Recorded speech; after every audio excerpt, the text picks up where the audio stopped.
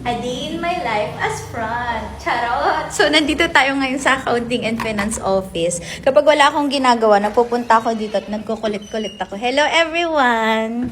Ayan, so sobrang illegal natin, may accounting team tayo, guys. Ayan. Hello, sir!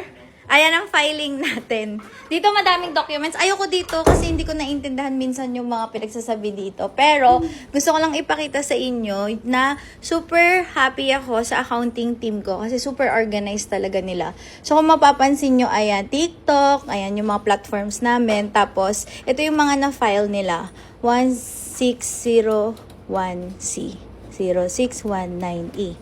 Ayan, may calendar pa yan sila, guys. Tapos, nandito naman yung mga iba't ibang businesses ko. So, kada isang business ko ay merong folder. So, for example, hala, kinuha mo dito, sis? Tinago mo ba? Pala, Uncle Ben Barbershop. Tapos, yung mga iba, hindi ko na pwedeng ipakita, guys. Yung ano lang yung publicly na post ko.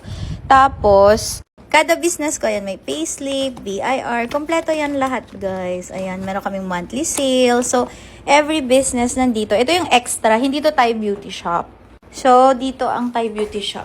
Maraming folders yan. So, January, February, March, April. Ayan, building permit, guys. Hala, owner Barredo, Ira Jane, peke po ito. Print ko lang to. Hala, owner, Ira Jane Barredo, 3-story. Guys, wala yun. Fake lang yun. Kunyari ko lang yun. Para legit lang kunyari. Sabi niya, nagre-renta lang ako. Panindigan natin yan. Ano naman to? Access form. Ayan, access form, guys, kasi bawat office, bawal pumasok yung mga angels. Ano lang, bye-bye po! Ayan, may fire extinguisher dyan.